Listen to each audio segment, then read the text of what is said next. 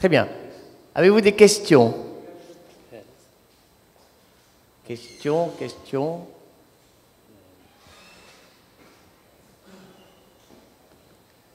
Laurent Sermet de Sciences Po Ex.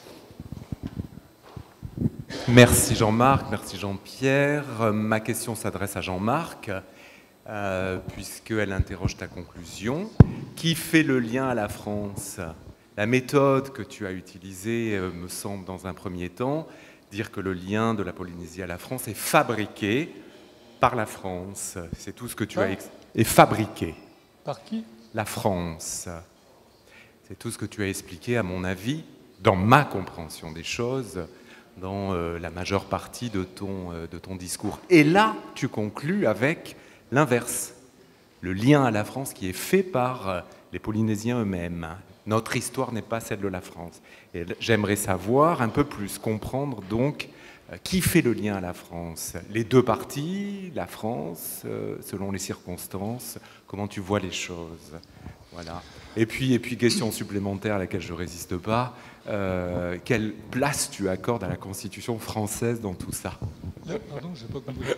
Quelle place tu accordes à la Constitution française? Oui. Alors, la première question, il suffit de faire une histoire. Et l'histoire, c'est d'abord l'histoire coloniale. Bon, donc, on ne demande pas l'avis des gens. Hein, même si il y a eu un accord entre le gouverneur et le roi Pomaré V hein, pour qu'il donne ses États à la France, mais on sait très bien que ça a été fait par l'intimidation, l'achat, tout ce que vous voulez, enfin tous les processus connus hein, de la colonisation. Ensuite, eh bien, il y a si vous voulez, la cohabitation, hein, le syndrome de Stockholm, si vous voulez. Hein. Bon, c'est-à-dire qu'on finit par aimer un peu le dominateur, qui aussi apporte un certain nombre de choses. Hein. Mais les Océaniens sont aussi des gens qui ne se rebellent pas facilement. Il faut qu'il y ait véritablement des exactions contre eux. Donc les choses se sont relativement bien passées. Bon.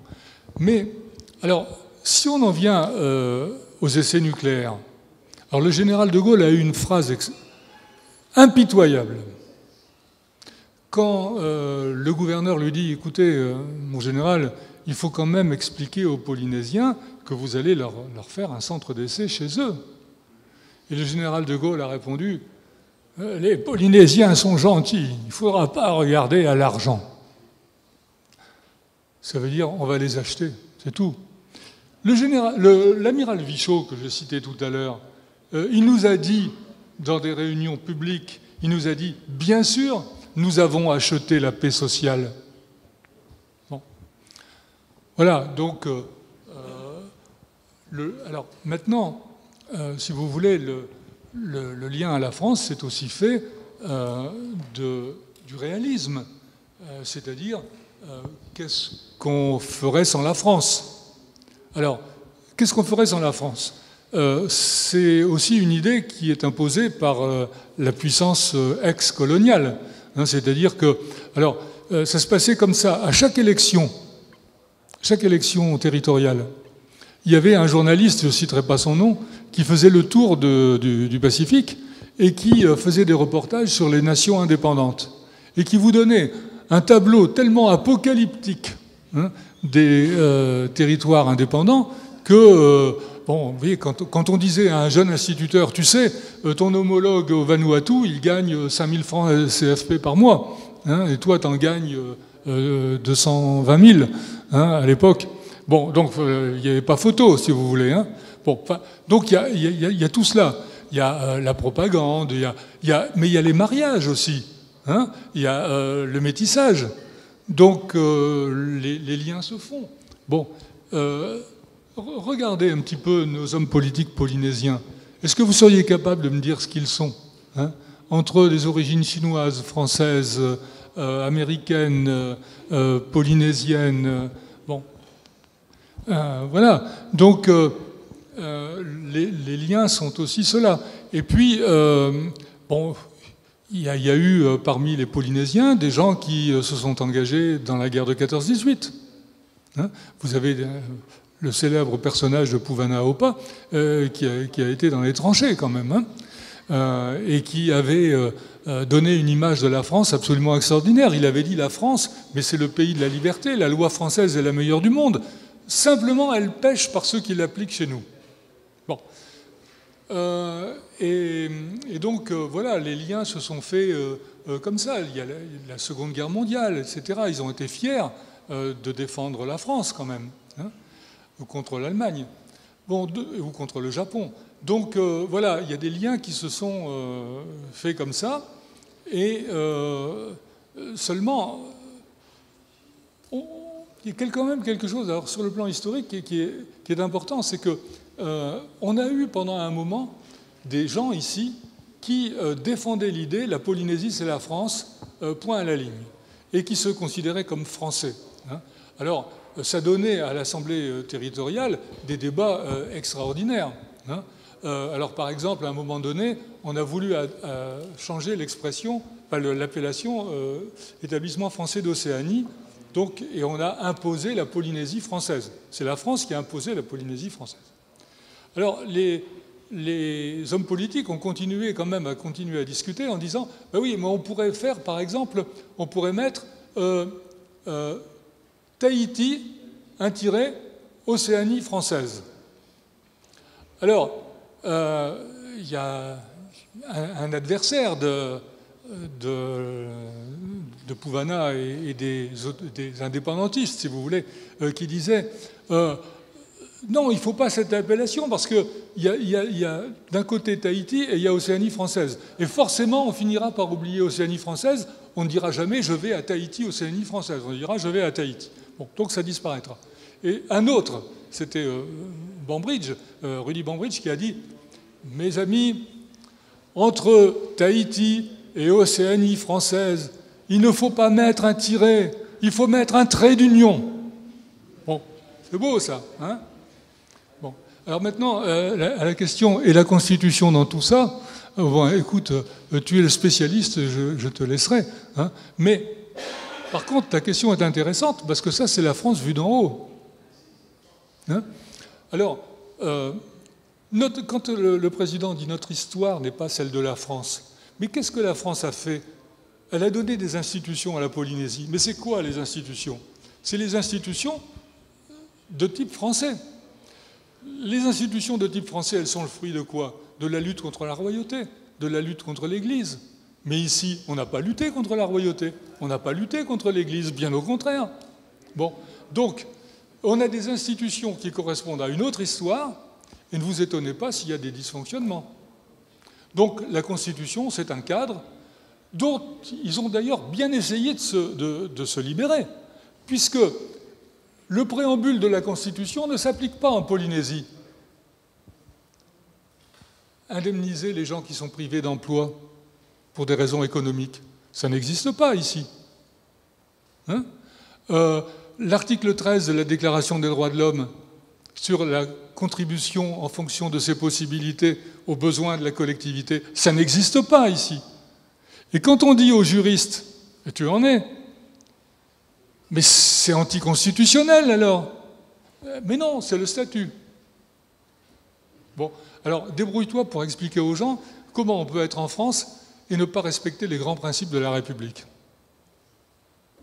Je te laisserai l'exposer cet après-midi. Le professeur Willoughby de l'Université de San Diego. Thank you. Je vais essayer de poser la question en français. Deux questions en fait. Premier, pourquoi est-ce que Sarkozy voulait diminuer les transferts et tout ça dans le Pacifique? C'était à cette époque Obama a fait the pivot, right, the balance. Alors, bon, vous savez, bon, les politiques différentes. Et deuxième question, un peu liée, c'est est-ce qu'il y a quelqu'un qui a fait un calcul comme économiste à propos de la valeur stratégique, économique de la présence française dans le Pacifique? Moi je comprends qu'une porte-avions, ça vaut 10 billions de dollars. Alors si la Nouvelle-Calédonie et 1000 porte-avions, c'est beaucoup d'argent. Mais je ne sais pas si la France exige une présence dans le Pacifique pour vendre des sous-marins en Australie.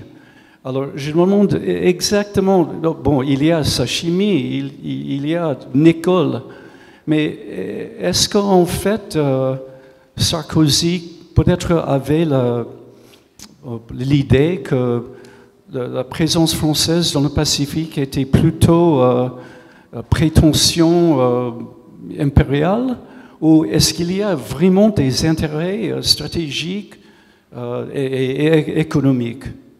Thank you. Alors, sur Sarkozy, je ne sais pas véritablement comment répondre avec précision. Bon, simplement, le président Sarkozy n'est jamais venu en Polynésie française. Bon, c'est un signe quand même. Il est allé, je crois, en Nouvelle-Calédonie. Oui, il est allé en Nouvelle-Calédonie, mais pas en Polynésie. En fait, l'idée d'un certain nombre de gens dans son entourage, c'était que il n'y avait aucune raison de donner, de transférer les sommes qui étaient transférées s'il n'y avait pas un effort de la part du territoire. Ce qui fait que les transferts ont été conditionnés à des réformes. Et les réformes, en général, n'ont pas été faites, ou en tout cas insuffisamment faites. Ce qui fait que la France a cessé de verser de l'argent à différents fonds, et sous Hollande, c'est revenu. Il y a eu une réunion, je crois que Semir y était, au CESC, où on a entendu le président de la Confédération des petites et moyennes entreprises. C'était à quand François Hollande venait d'annoncer qu'il ne se représenterait pas. Il dit « C'est quand même dommage qu'il ne se représente pas, parce que lui, au moins, il nous avait compris. » Alors, mais je crois que Sarkozy, il avait dit d'ailleurs... Alors, quand il avait dit qu'il allait diminuer les transferts, c'était dans une réunion des instances du RPR, de l'UMP, dans lesquelles il préparait sa campagne électorale. Et il avait dit clairement, la France, désormais, son problème, c'est l'Europe. Et tout ce qui est lointain est moins important. Et donc, ça devait diminuer. Bon. Et effectivement, ça a diminué. Bon. Alors maintenant, pour répondre aux autres parties de la question, est-ce qu'on a évalué ce que ça représentait? Peut-être que Christian Montet pourrait répondre mieux que moi.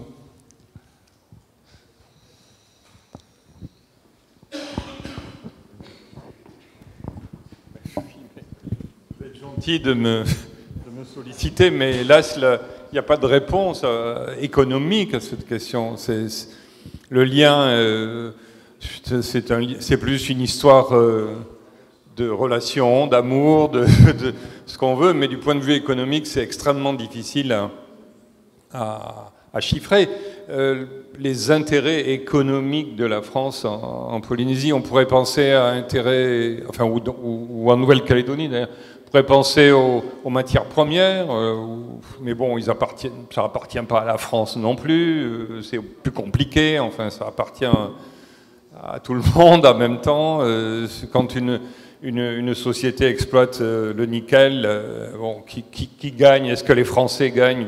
C'est rien d'évident.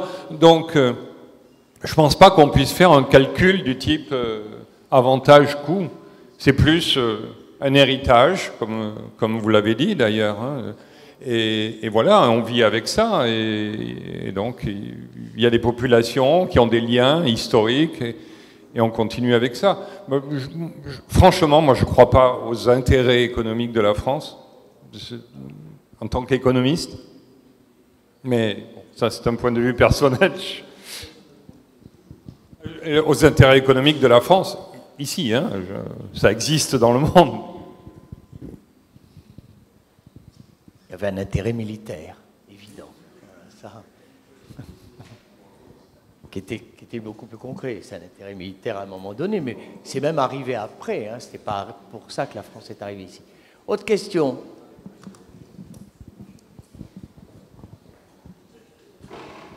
Bonjour à tous, Jean-Pierre Cabestan de l'Université Baptiste de Hong Kong. C'est ma première visite en Polynésie française. Je m'adresse à un historien, mais j'ai envie de le questionner sur l'avenir. Est-ce que vous pouvez, et je suis complètement inculte sur la politique locale de la Polynésie française, mais je voudrais connaître, d'après vous, parce que vous avez une expérience de la région, de l'histoire, quelles sont les chances, les probabilités, si vous voulez, d'indépendance de la Polynésie française, et quelles en seraient les conséquences, notamment les conséquences internationales. Et là, je pense à un territoire qui était français autrefois, je pense à Djibouti, qui a, depuis son indépendance en 1977, un accord de défense avec la France, qui fait que la France a une présence militaire à Djibouti, mais ça n'a pas empêché d'autres puissances de s'y installer, évidemment les Américains après le début de la guerre contre le terrorisme, et puis tout récemment les Chinois. Donc, pour faire le lien entre l'histoire de la Polynésie française et le sujet de notre colloque, qui est le rapport aux routes de la soie, quelles seraient les conséquences, notamment internationales, de l'indépendance de la Polynésie française, si cette Polynésie française accédait à l'indépendance? Voilà. C'est un peu de prospective, de spéculation sur l'avenir, mais je serais très curieux d'avoir votre éclairage sur cette question. Merci. La première remarque qu'on peut faire, c'est que l'indépendance, qu'est-ce que c'est? Il y a toutes sortes d'indépendances. Hein, alors, il y a des discussions au niveau institutionnel. On parle de pays associés, on parle d'États associés. Bon, différentes formules qui peuvent être envisagées. Par exemple, Hervé de Jean de la Bâtie et Jean-Christophe Victor, quand ils disaient aller vers un profil plus acceptable, ils avaient une piste qui est beaucoup prise par les hommes politiques locaux, c'est le statut des îles Cook. Et ça revient régulièrement à la mode. Patrick Posselier, Bono Posselier pourrait le dire. Ça revient très souvent à la mode, on en reparle épisodiquement. Donc, l'indépendance, si elle arrivait un jour, alors là, j'ai aucune idée, elle peut se faire de tellement de manières différentes que c'est pas la peine de tirer des plans sur la comète. Je crois que de toute façon, ce que dit le président Fritsch, la vision réaliste face à l'interdépendance des nations et à la mondialisation des échanges, je pense que tout le monde en est conscient. Les autonomistes en sont conscients, et j'espère que les indépendantistes en sont conscients. Et que, mais c'est ce que disait Jean-Marie Djibaou, c'est que l'indépendance, c'est le privilège de pouvoir choisir ses interdépendances. Et si vous voulez, il y a deux conceptions qui sont finalement pas si éloignées que ça. Il y a celle des autonomistes qui disent bon bah on prend les interdépendances qui sont le fruit de l'histoire et puis de la force ou voilà. Et puis vous avez les indépendantistes qui je ne sais pas si c'est exactement ce qu'ils pensent, mais qui disent ben, oui, de toute façon, si on était indépendant, on aurait quand même à peu près les mêmes interdépendances que celles auxquelles pensent les autonomistes. Mais c'est pas la même chose. D'un côté, les autonomistes ne veulent pas de rupture avec la France. Les autonomistes souhaitent la rupture avec la France, les indépendantistes souhaitent la rupture avec la France pour finalement faire la même chose que les autres, peut-être. Donc voilà. Alors il y a toujours l'hypothèse d'une indépendance brutale, arrachée plus ou moins par la force. vous voyez un petit peu tous les maquis qu'il y a en Polynésie. Enfin, vous imaginez les armes qui arriveraient de je ne sais où. Hein. Bon, voilà, donc la question est ouverte, mais elle est tellement ouverte que c'est difficile de le préciser. Et c'est surtout pas d'actualité. Non, on est très très loin, il n'y a pas de lien entre nous et la Calédonie là-dessus. Autre question? Autre question? Je sens que vous êtes taraudé par la...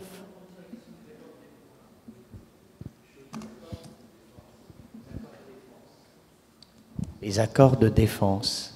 Oui, ben de qui à qui?